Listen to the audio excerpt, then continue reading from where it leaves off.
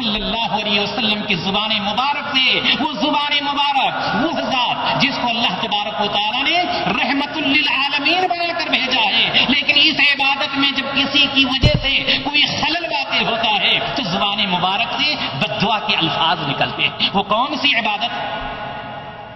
عبادت ہے کہ نبی کریم صلی اللہ علیہ وسلم دنیا کو چھوڑ رہے ہیں، نہ فاطمہ کی محبت، نہ عائشہ کی محبت، نہ ابو بکر عمر اور عثمان علی رضی اللہ عنہم اجمعین کی محبت، لیکن اس محبت، اس عبادت سے کتنی محبت ہے کہ بستر مرگ پر ہیں لیکن اس عبادت کو نہیں بھول رہے ہیں، وصیت کر رہے ہیں۔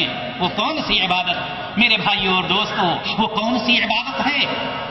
وہ کون سی عبادت ہے کہ جس کا نہ کرنے والا سرور کائنات صلی اللہ علیہ وسلم کی بتلائے ہوئے قول کے مطابق کفر میں داخل ہو جاتا ہے؟ وہ کون سی عبادت؟ وہ کون سی عبادت کہ جس کو اللہ تبارک و تعالیٰ نے ہمارے پیارے رسول جناب محمد رسول اللہ صلی اللہ علیہ وسلم کو معراج میں تحفہ میں عطا کیا تھا؟ وہ کون سی عبادت ہے؟ دینی بھائیوں اور دوستوں، عبادت کی بہت ساری قسمیں ہیں، لیکن جس عبادت کا میں ذکر کرنا چاہتا ہوں، جس عبادت کے تذکرے کے لیے یا اس کی تفصیل کے لیے میں نے آج آپ کو دعوت دی ہے، وہ عبادت ہے صلاۃ، وہ عبادت ہے نماز۔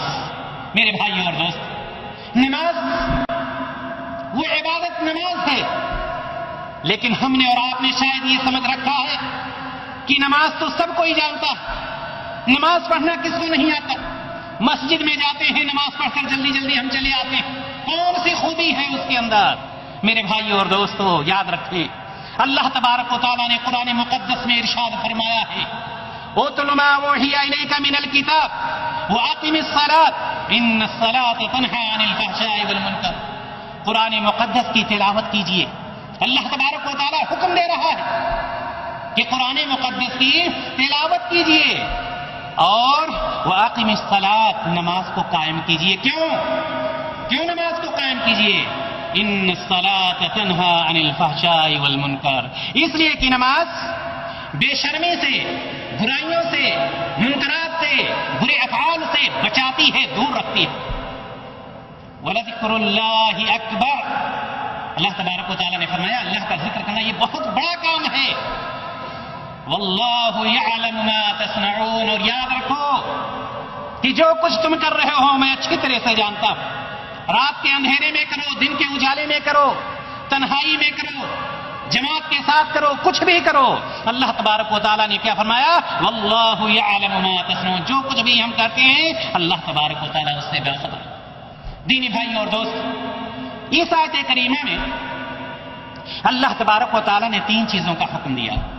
پہلی چیز قرآن کی تلاوت کیجیے، اور دوسرا حکم جو ہے نماز قائم کیجیے، اور تیسرا حکم اللہ تبارک و تعالیٰ کا ذکر کیجیے۔ یہ نماز کیا ہے؟ یہ اللہ تبارک و تعالیٰ کو یاد کرنے کے لیے، وَأَقِمِ الصَّلَاةَ لِذِكْرِي، نماز کیا ہے؟ اللہ تبارک و تعالیٰ کو یاد کرنے کے لیے۔ لیکن آئیے ہم دیکھیں کہ اس نماز کے متعلق سرور کائنات جناب محمد رسول اللہ صلی اللہ علیہ وسلم نے کیا ارشاد فرمایا۔ دینی بھائی اور دوستو، اللہ کے رسول جناب محمد رسول اللہ صلی اللہ علیہ وسلم ارشاد فرماتے ہیں، بنی الاسلام علی 5، اسلام کی بنیاد 5 چیزوں پر رکھی گئی ہے۔ اسلام کی بنیاد 5 چیزوں پر رکھی گئی ہے۔ شہادت ان لا الہ الا اللہ وان محمدا عبدہ ورسولہ، سب سے پہلی چیز اس بات کی گواہی دینا کہ اللہ تبارک و تعالیٰ کے علاوہ کوئی معبود برحق نہیں، اور محمد صلی اللہ علیہ وسلم اللہ تعالیٰ کے بندے اور اس کے رسول ہیں۔ اس کلمہ توحید کے بعد اس ارکان اسلام میں جس چیز کا حکم، جو رکن آ رہا ہے وہ رکن ہے وہ اقام الصلاۃ، نماز کا قائم کرنا، وہ ایتاء الزکات، وہ صوم رمضان، وہ حج البیت۔ یہ 5 ارکان ہیں جس کو ہم اور آپ ارکان اسلام کے نام سے یاد کرتے ہیں۔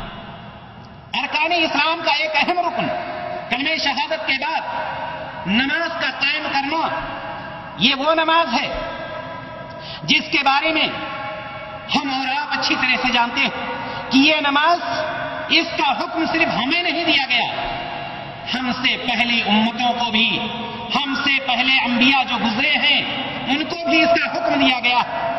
مثال کے طور پر حضرت ابراہیم علیہ الصلوۃ والتسلیم، حضرت لوط علیہ الصلوۃ والتسلیم، حضرت یعقوب علیہ الصلوۃ والتسلیم، حضرت اسحاق علیہ الصلوۃ والتسلیم، ان کے سلسلے میں قرآن نے اعلان کیا وَأَوْحَيْنَا إِلَيْهِمْ فِعْلَ الْخَيْرَاتِ وَإِقَامِ الصَّلَاةِ۔